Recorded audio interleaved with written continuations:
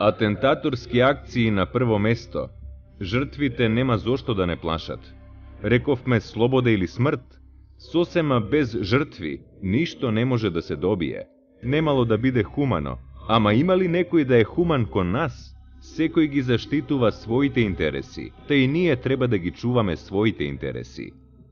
Васил Чакаларов.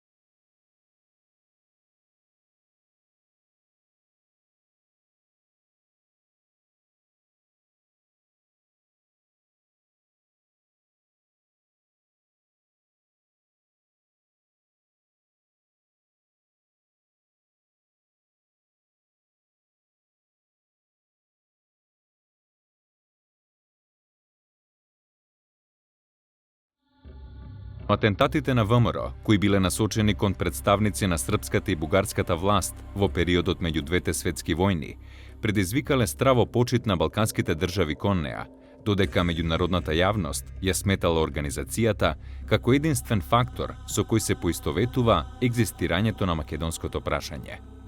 Атентатите на ВМРО оставија траен белег во македонската историја и одбележа едно бурно време исполнето со мирис на барут, кој се закануваше да предизвика нова војна во Европа, војна заради нерешеното македонско прашање.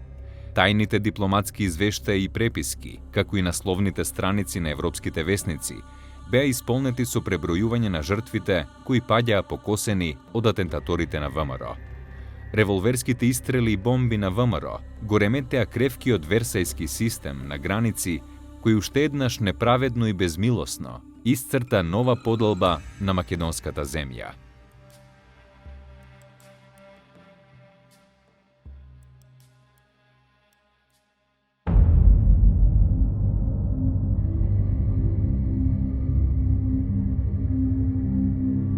Во периодот помеѓу двете светски војни, нерешеното македонско прашање станало главен фактор на нестабилност на Балканот и особено во државите кои имале под своја власт делови од Македонија. Најактивна во барањата за решавање на статусот на Македонија била македонската емиграција во Бугарија, но и македонците во пиринскиот дел од Македонија под бугарска власт. ВМРО автономистичка била организација која действувала како нелегална и во својата организациона база го претворила пиринскиот дел на Македонија. Начинот на действување на ВМРО биле вооружени комитски чети, но и индивидуален терор, а поради целите што си ги поставила, создавање на автономна или независна Македонија во етнографските граници, се почесто борбата ја префрлувала и на територијата на Македонија во состав на кралството на СХС. Своето атентаторско действување ВМРО како организација го насочила против представници на српската власт во Вардарска Македонија, што се наоѓала во рамките на кралството СХС. Навистина најголемото внимание на ВМРО било насочено токму кон терористичко и атентаторско действување во овој дел на Македонија.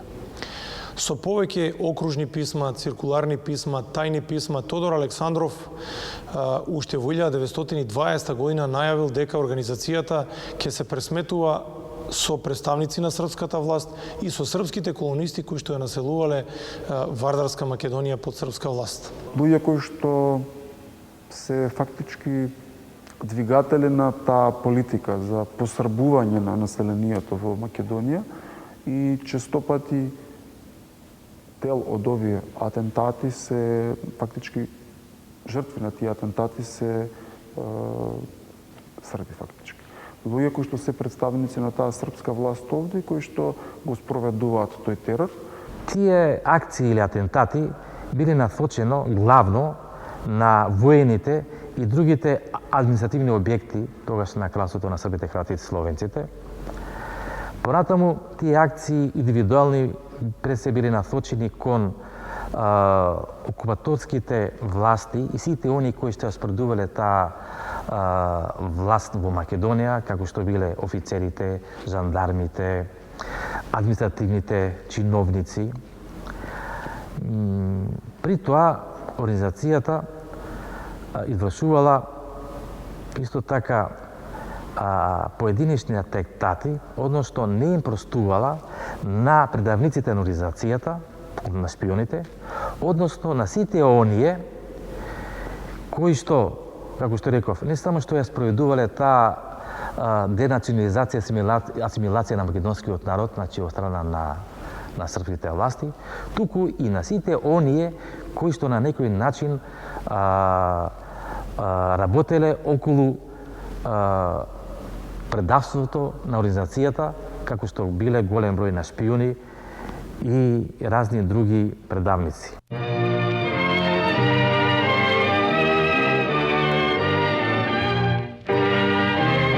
Поради ваквата тактика на ВМРО, Македонија под српска власт се претворила во подрачје каде се водела вистинска војна помеѓу комитските чети и терористите на организацијата од една страна и српските жандармериски и војни сили од другата страна.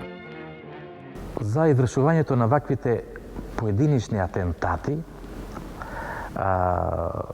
ЦК на ВМРО во 1923 година додели посебна таблица за награда, значи на оние членови на организацијата кои што ги извршувале ваквите подвизи во елиминирањето на не само на оние членови, припадници на српската власт, туку и на сите оние предавници на организацијата, а тие награди пред се однесувале парични награди, награда во вид на подарок на оружје, пред се на револвер, двоглед, саат, исто така и парични награди, не само на самиот извршител на делото, туку и на неговото семејство.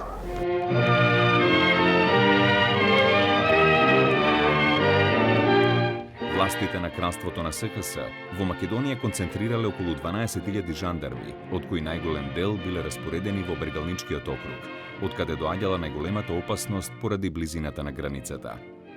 Големите комитски чети биле карактеристика за ВМРО до убиството на Тодор Александров. По убиството на Тодор Александров од 1925 година, веќе со доаѓањето на чело на ВМРО на Иван Михайлов, тој ја сменил војната тактика на организацијата, имено увидувајќи дека понатаму не може да се действува со големи чети, бидејќи тогаш брзо биле откривани од војните власти на кралството на србите, хратите и словенците. И тој оваа војна тактика ја сменил во смисла формирал еден посебен институт, терористички групи, кој што овој институт Иван Михайлов не само што го разработил, туку и го усовршил, со тоа што во секое поголемо место биле формирани вакви терористички групи, односно тројки и петорки, за извршување на поединечни атентати на одделни представници на српската власт, кои што исто така можеле брзо и ефикасно да избегат од местото и да се префрлат во Бугарија. Први на удар се нашле геостратегиски објекти на српската држава во Македонија под српска власт, како што биле мостови, железнички пруги, објекти каде што се собирале представници на големосрпската власт, места каде што се движеле луѓе за кои што ВМРО имало сознание дека се предавници, шпиони. Навистина такви атентати се извршени во голем број кон крајот на 20-тите и почетокот на 30-тите години. Најмногу на удар на терористичко дејствување била железничката пруга Скопје-Гевгелија.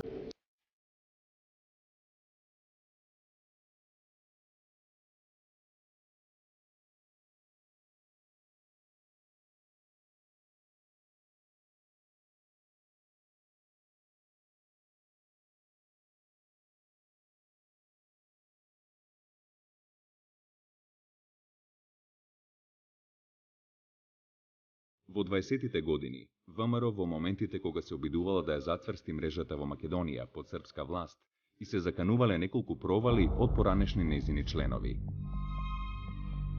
Михајло Каламатиев од Штип бил поранешен член на организацијата и добро ја познавал структурата и членството во Штипско. Неговата соработка со српската власт започнала да ги загрозува интересите на ВМРО во овој дел на Македонија. Раководството на организацијата решило да ја изврши ликвидацијата врз Михајло Каламатиев и неколку други македонци кои имале интензивни контакти со властите во Штипско. На 22 октомври 1922 година атентатори на ВМРО го застрелале Илија Хадживасков, трговец од Штип кој им подлегнал на раните и починал во неговата куќа, додека Каламатиев бил ранет во вилицата. Михајло Каламатиев успеал да го преживее атентатот и покрај тежината на повредата и започнал да ја открива локалната мрежа и членство на ВМРО во Штипско под српска власт. Каламатиев лично ги посочувал членовите на ВМРО, при што биле затворени голем број луѓе под обвинение за антисрпска дејност. Набрзо станал прв човек на така нареченото Сдружение за борба против бугарските бандити со седиште во Штип, кој имало задача да се бори против четите на ВМРО. А при тоа организацијата исто така мощно и ригорозно се однесувала кон сите предавници, односно сите оние кои што иштетеле на организацијата, и при тоа исто така биле жестоко казнувани не само со парична казна, туку и со тепање, од 3 до 50 тојаги, па и физичко ликвидирање. На 30 јули 1924 година, среда, бил обичен пазарен ден во Виница. Во малото градче имало неколку илјади пазарџи од Штипско, Кочанско, Кратовско и други помали места во источна Македонија. Низ масата луѓе незабележливо оделе тројца атентатори на ВМРО, кои биле облечени во селска носија, додека во појасите носеле револвери и бомби. Нивна цел на тој мирен пазарен ден бил Мите Соколарски Суџукаро, поранешен член на ВМРО, во тој момент во српска служба.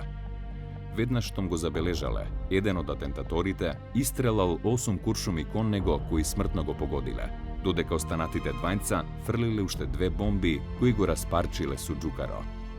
Потоа, атентаторите се упатиле кон излезот на Виница, каде ги чекал четвртиот член на групата, кој во меѓувреме го ликвидирал Илија Стојменов, осомничен и обвинет од раководството на ВМРО дека соработувал со локалната српска власт.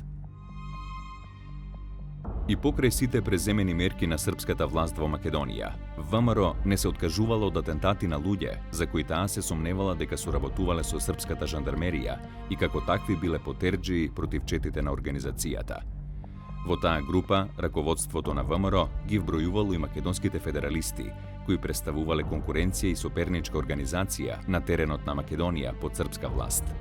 За таа цел, Централниот комитет на ВМРО со окружно писмо од 10 август 1924 година им посочил на своите членови дека се активираат смртните пресуди на доктор Филип Атанасов, архитект Никола Јуруков, Славе Иванов и Стојан Мишев, кои биле прогласени за орудие на поранешната бугарска земјоделска власт и српскиот крал Александар Караѓорѓевиќ, но и на председателот на владата на кралството на СХС Никола Пашиќ.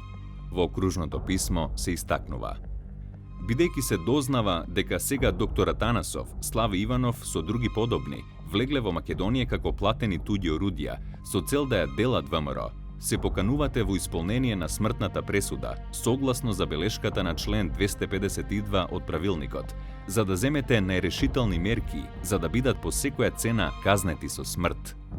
Ваквата децидна наредба подпишана од Тодор Александров представувала сигнал за поопсежни планови за ликвидација на дел од федералистите, од кои поголем дел биле поранешни членови на ВМРО, а дел од нив и соработници на српскиот режим во Македонија. Се подготвувал план за ликвидација на Стојан Мишев, еден од поранешните најдобри соработници на Тодор Александров и човек од доверба кој познавал голем дел од тајните на ВМРО. Таквата ситуација создавала опасност Стојан Мишев пред српската власт да издаде голем дел од организационите тајни.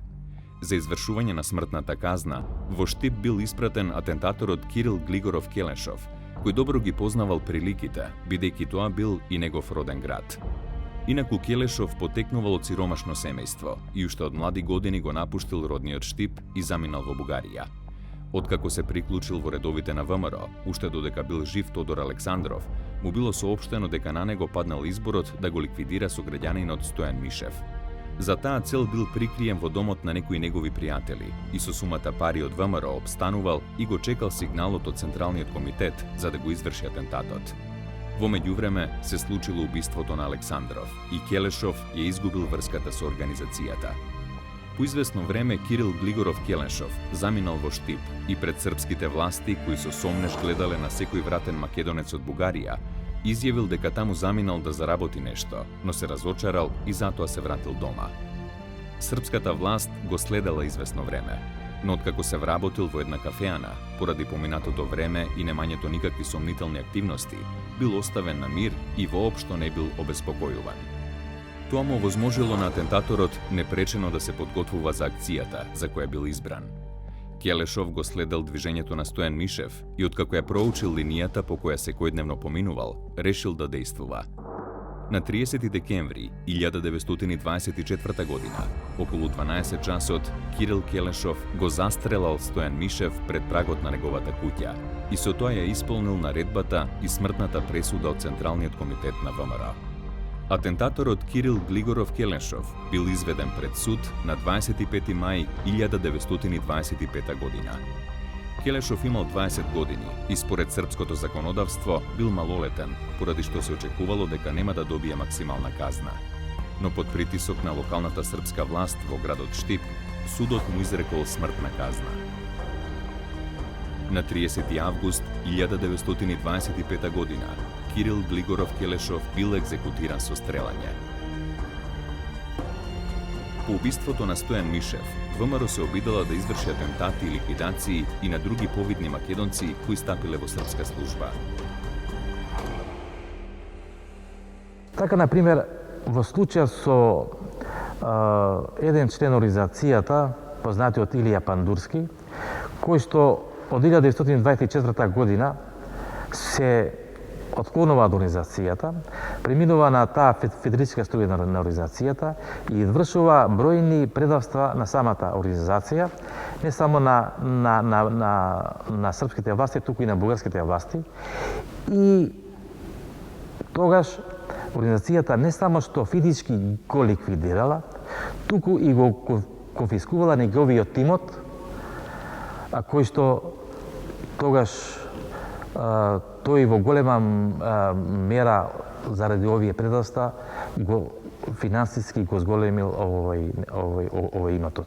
26 јули 1926 година бил убиен Хаџи Поповиќ, уредникот на српскиот весник Јужна звезда во Битола. Тој претходно многу пати бил предупредуван од ВМРО за неговата активност која одела во полза на српските интереси и српската окупација во Вардарска Македонија. Во еден период му било дури и понудено преку тајни канали на организацијата да замине за Бугарија, но Поповиќ наместо да го прифати овој предлог, покрај тоа што го одбил, дури отишол до кај српскиот жупан во Битола и му го пренел овој предлог од страна на ВМРО кој му бил доставен. Српскиот жупан му кажал дека воопшто нема потреба да стравува за својата безбедност и дека ќе биде безбеден во Македонија под рамките под власта на Србија, но сепак доаѓа до убиство на главниот уредник на весникот.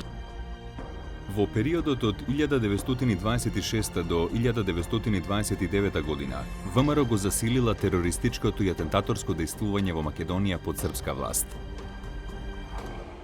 Како цели на атентаторско дејствување се јавиле и објекти пред се кафеани каде што се собирале српски офицери, најчесто во придружба на нивните жени, љубовници, девојки и каде што неретко гостувале српски пејачки од Србија. При такви неколку атентати во Кочани, во Штип и во Струмица биле ликвидирани неколку десетици офицери, војници, но и сосема случајни некои минувачи кои што во моментот се нашле во кафеаната додека бил извршуван тој атентат. Но неколку атентати посебно го обрнале вниманието на српската општествена јавност, а може да се каже и на европското јавно мислење.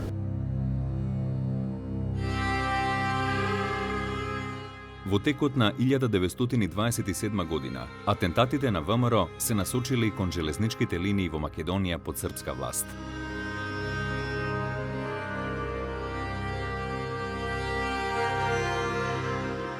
На 27 март 1927 година, членот на Централниот комитет на ВМРО, Иван Михајлов, предложил еден ризичен план на Александар Протогеров да се нападне возот во кој се наоѓал кралот Александар Караѓорѓевиќ и кој требало да помине низ Македонија по железничката линија Скопје-Гевгелија. Тогаш се раздвижили агентите на српската државна безбедност кои што предупредувале дека можно е да се направи некаков обид да биде дури ликвидиран југословенскиот крал Александар Караѓорѓевиќ. Интересно е тоа што неколку дена пред да дојде Александар Караѓорѓевиќ во официјална посета на Гевгелија, како што се планирало, околу Гевгелија започнале да се извршуваат голем број на атентати. Првин атентаторски тројки на ВМРО ги нападнале воените магазини во градот Гевгелија. Се слушнале силни детонации во текот на тие денови. Понатаму и го нападнале складиштето на железничката станица во Гевгелија, а се обиделе, но биле спречени да ја минираат и железничката пруга во близина на станицата. Потоа, тие денови додека се очекувало доаѓањето на кралот Александар Караѓорѓевиќ, се слушале детонации често и по улиците на градот Гевгелија. За едно мало градче како Гевгелија тоа било навистина една чудна појава. Атентаторско дејствување речиси секој ден. Поради тоа, со својата композиција со возот, Александар Караѓорѓевиќ престоило во Гевгелија само неколку минути и веднаш го напуштил градот. Значи, ВМРО ја постигнала својата цел и го оневозможила доаѓањето на југословенскиот монарх во овој дел на државата. Овие напади на железничките линии, кафеани, жандармериски станици, мостови биле вовед во еден атентат кој се заканувал да ја наруши регионалната безбедност на Балканот. На 5 октомври 1927 година, приквечер, околу 18 часот и 40 минути, пред портата на куќата во која живеел со своето семејство, во Штип бил извршен атентат врз бригадниот генерал Михајло Ковачевиќ. Атентаторите биле Ипокрит Развигоров, Илија Лилинков и Благој Кралев. Веднаш по извршувањето на атентатот, Благој Кралев бил фатен, додека останатите двајца атентатори успеале да го напуштат градот и побегнале во правецот на планината Плачковица. Интересно е што веднаш започнале испитувања и истражни поставки врз Благој Кралев за да признае кој го наредил убиството врз високиот српски офицер. Тој бил бригаден генерал, не бил случаен човек во српската војска. Додека се водели истражните постапки против Кралев, двојката а други атентатори Лилинков и Развигоров се обиделе да се пробијат низ источниот дел на Македонија и да побегнат кон Бугарија. Но на Плачковица биле предадени од некои локални овчари, при што настанала престрелка со српската жандармерија и двајцата атентатори на крај самите си ги одзеле своите животи со последниот куршум и последната бомба. Благој Кралев бил осуден на смрт со стрелање, но тука српската власт нормално дека не застанала. Како личен чин на одмазда, таа наредила убиство на братот и таткото на Ванчо Михајлов. Токму во октомври, неколку дена по атентатот врз Ковачевиќ, на мостот во Ново село биле ликвидирани Мише и Христо Гаврилови, татко и брат на водачот на ВМРО Ванчо Михајлов. Роднините на атентаторите веднаш биле затворени, измачувани, тепани, некои од нив биле ликвидирани без судење, но некои од нив биле осудени или на долги години робија или им биле извршени смртни казни заедно со Благој Кралев.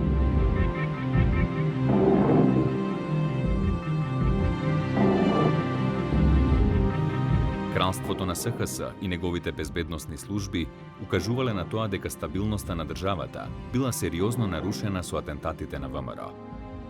Во извештајот на Чехословачката амбасада во Софија до Министерството за надворешни работи во Прага од 16 октомври 1927 година се упатувале алармантни вести, во кои меѓу другото се велело: Кризата ќе избувне веднаш штом белградската влада посека да бидат уапсени определени лица, главно Иван Михајлов. Последниот е душата на комитетот и организатор на последните атентати. Сега Протогеров е со помала важност. Атентатот врз Михајло Ковачевиќ се заканувал целосно да ја дестабилизира состојбата на Балканот. Веднаш по атентатот Кралството Југославија целосно ја затворило границата кон Бугарија во делот кон Македонија.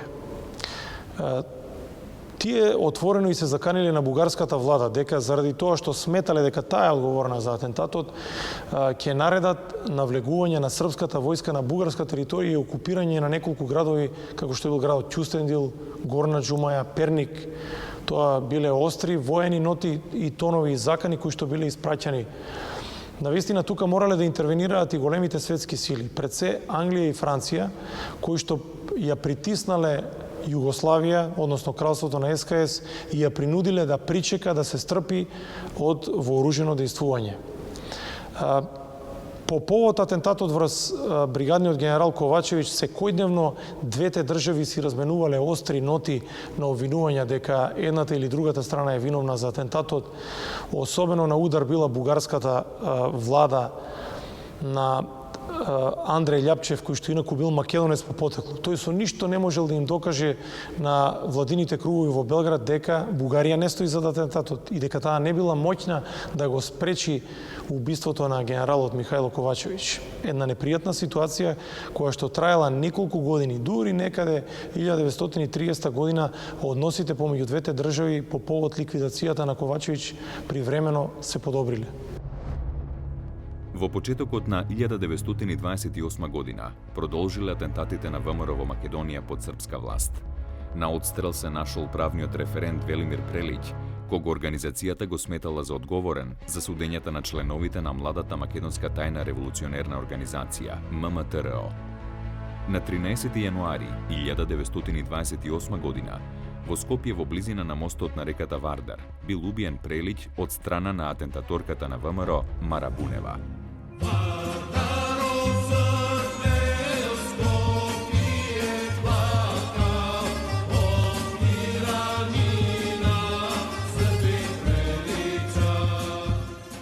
Атентаторката му пришла на Прелиќ и од непосредна близина истрелала неколку куршуми кон него, пошто првин се обидела да побегне, но кон неа се стрчале некои случајни минувачи кои што сакале да го одземат оружјето, но таа во еден момент го истргнала револверот и си пукала сама во градите, па се обидела да скокне во реката Вардар. Но била спречена во тоа. Српската полиција веднаш ја уапсила ранетата атентаторка и ја однела на лекување и на понатамошни истражни дејствија. Велимир Прелиќ не починал веднаш, не им подлегнал на раните, туку бил однесен од случајни минувачи во Скопската болница. Веднаш биле повикани најдобрите хирурзи во Скопје, а подосна со специјален авион од Белград долетал и најдобриот српски хирург за прострелни рани.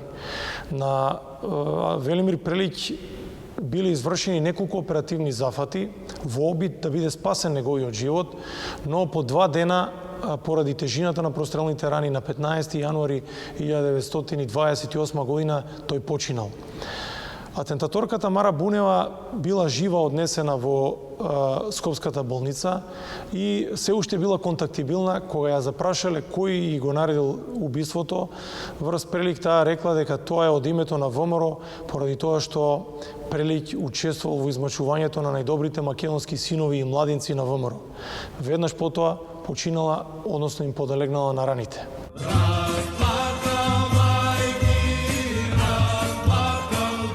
Српските истражни органи започнале интензивна истрага за атентатот врз Прелиќ, при што веднаш било установено дека Мара Бунева била по потекло од Тетово, но дека имала емигрирано во Бугарија. Зачудувачки податок за српската власт бил тој што атентаторката уште пред повеќе од неколку месеци дошла во Скопје, каде живеела под киријака и трговецот Ѓорги Хаџихристов. Се представувала дека е шивачка и благодарение на тоа си создала голем круг на пријатели и слободно се движела низ градот.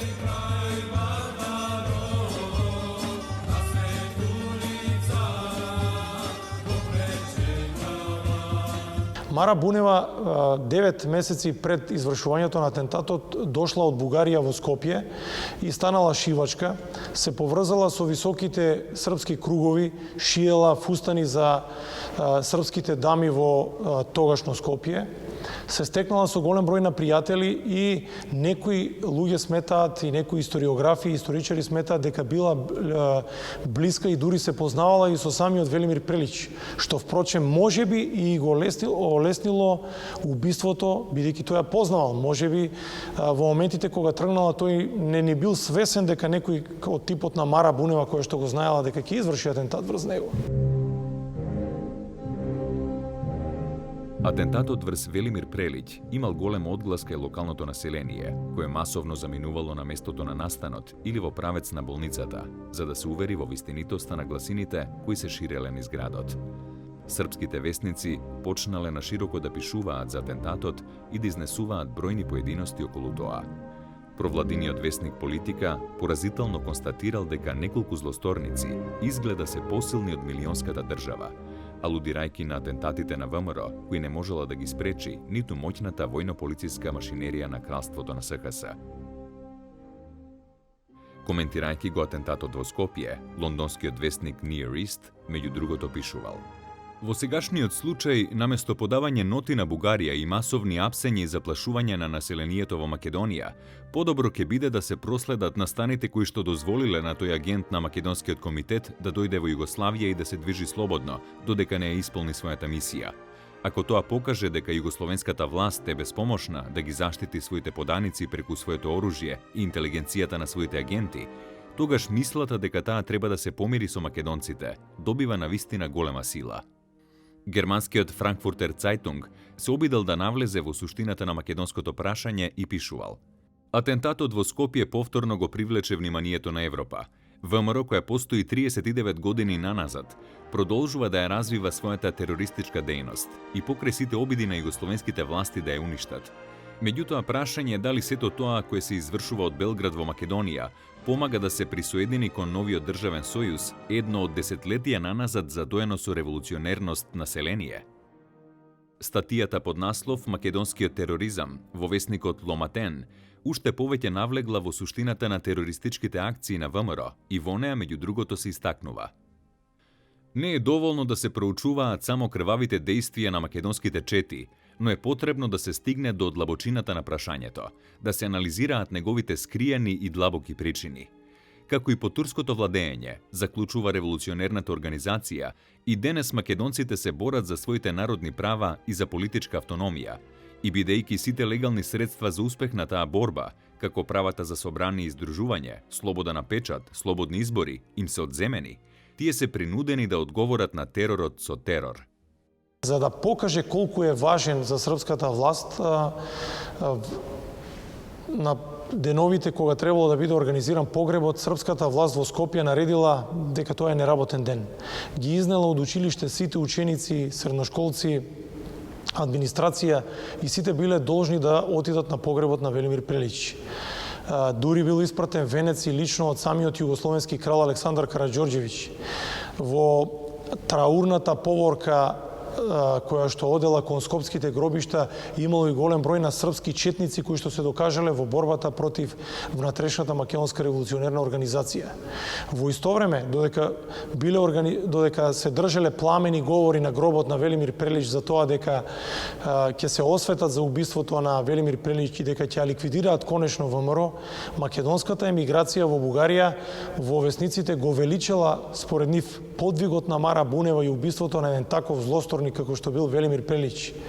На големо се пишувала дека таа е македонската Јованка Орлеанка, дека таа е чедо на измачената македонска земја, дека примерот на Мара Бунева треба да го следат и другите членови на внатрешната македонска револуционерна организација. Значи, неговото убиство е еден добар показател за тоа што мислат во организацијата за српската власт.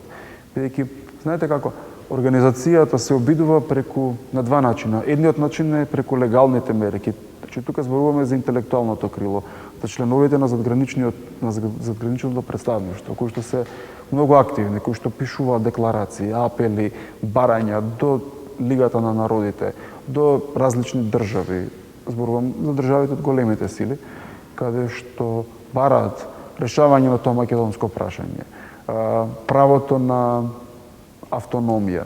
И секогаш се начекани на нож, секогаш едноставно се ставани некаде на страна, односно на маргините од случувањата, иако скоро на сите големи конференции има представници на македонците, на организацијата. Вториот начин на действување е токму тој, насилниот, нелегалниот пат, меѓутоа, кога човек е доведен до работ, тука не постои простор за компромис.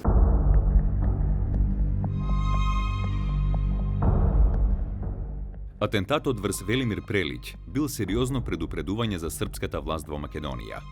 Безбедносните служби на кралството на СХС започнале да подготвуваат план за обезглавување на ВМРО. Шефот на државната безбедност, Жика Лазиќ, наредил да се ликвидира лично Иван Михајлов, членот на Централниот комитет на ВМРО. За таа цел се барала погодна личност, која можела да му се приближи на Михајлов и да изврши атентат врз него. Српската државна безбедност тој лик го препознала во Иван Момчилов, македонски емигрант во Белград, кој своевремено бил и член на Бугарскиот земјоделски народен сојуз на Александар Стамболиски. По 5-годишна работа се здобил со голема доверба на шефот на државната безбедност Жика Лазиќ, кој му е доверил тешката задача – ликвидација на водачот на ВМРО, Иван Михајлов, зашто требало да добие и парична награда од 200.000 динари. Во меѓувреме, кај Иван Момчилов се случил пресврт во неговите размислувања и убедувања, но за тоа неговите наредбодавци од државната безбедност ништо не дознале. Во Белград, Момчилов започнал да се дружи со Григор Милчинов од Прилеп, кој бил во тесни врски со ВМРО и му ги пренел информациите на Михајлов дека врз него се прават планови за атентат. Откако Иван Момчилов се согласил да премине во ВМРО, веднаш бил направен план според кој истиот требало до крај да игра улогата на српски агент, кој имал налог да го ликвидира Иван Михајлов. Во моментите кога Момчилов пристигнал во Софија, веднаш тајно се состанал со Милчинов и со луѓе од раководството на ВМРО, за да се договорат како до крај да го изведат планот. На 25 април 1928 година, ноќта на улицата Пиротска во Софија, во еден кварт се слушнале истрели од револвер, викотници, звук на автомобил, пошто се смирило. Жителите на околните куќи помислиле дека повторно се работи за некој атентат на ВМРО, што станало секојдневје во главниот град на Бугарија, додека новинарите и полицијата ништо не дознале.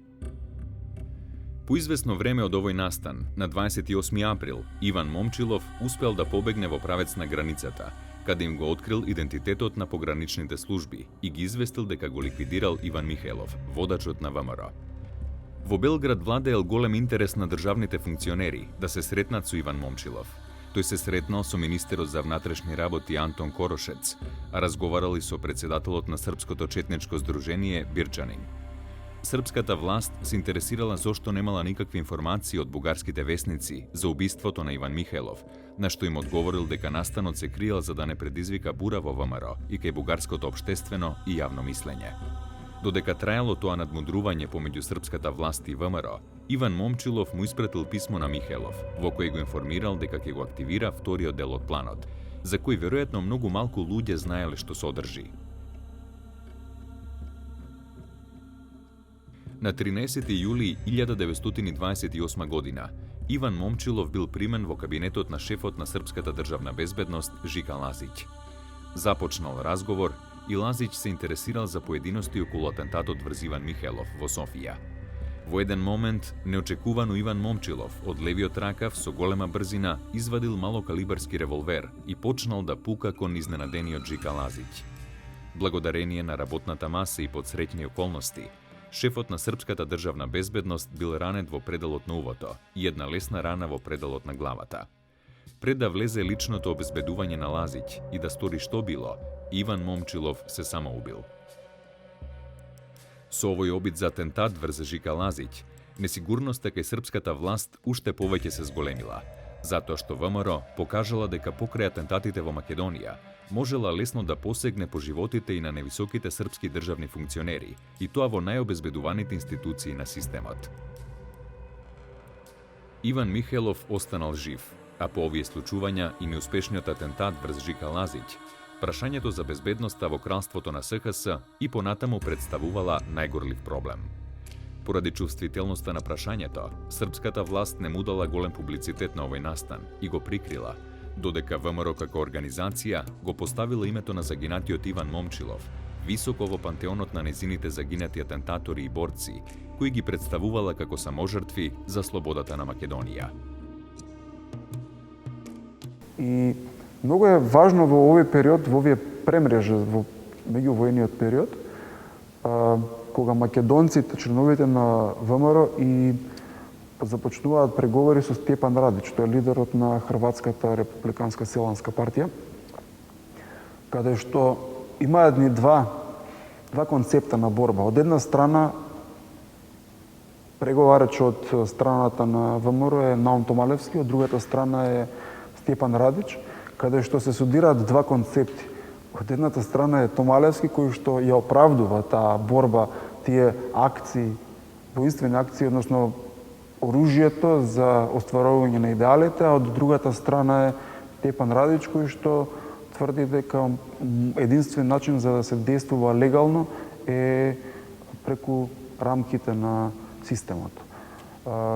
Само што разликата во овие два случаи е што и македонците, и хрватите се чувствуваат обесправени заради српскиот централизам, односно во кралството на СХС, со тоа што хрватите се признати како посебен народ, меѓутоа не им се достапни во тој период на високите државнички функции. Македонците се нешто сосема друго. Значи, тие се негирани по сите основи, прогласени се за јужни Срби, Македонија не смее да се биде ословувана како Македонија, туку како Јужна Србија, односно Вардарска бановина, и токму заради тоа и различниот начин на действување. Ваквата состојба Македонија ја претвориле во војна област, во која постојано се случувале бомбашки напади, динамитни атентати, ликвидации на поединци на српската власт, напади на важни геостратегиски објекти, железнички линии, мостови. Српската власт одговарала со репресивни мерки, апсења, убиства, затворање на сомнителни лица, како и обиди за уништување на организацијската мрежа на ВМРО. Македонија под српска власт била подрачје од кралството на СХС, каде безбедноста била на најниско ниво. Таквата нарушена безбедносна состојба го свртила вниманието на европската и светска јавност кон нерешеното македонско прашање. ВМРО со својата атентаторска и терористичка дејност се до незиното расформирање во 1934 година била главната македонска организација која го загрозувала територијалниот интегритет на кралството на СХС и била пречка за целосно спроведување на српската државна политика во Македонија под српска власт. Од друга страна, српските безбедносни служби постојано нагласувале дека ВМРО ја имала поддршката од бугарската држава и дека таа немала македонски карактер, туку била продолжение на претензиите на владата во Софија кон давањето бугарски национален белег на македонското прашање.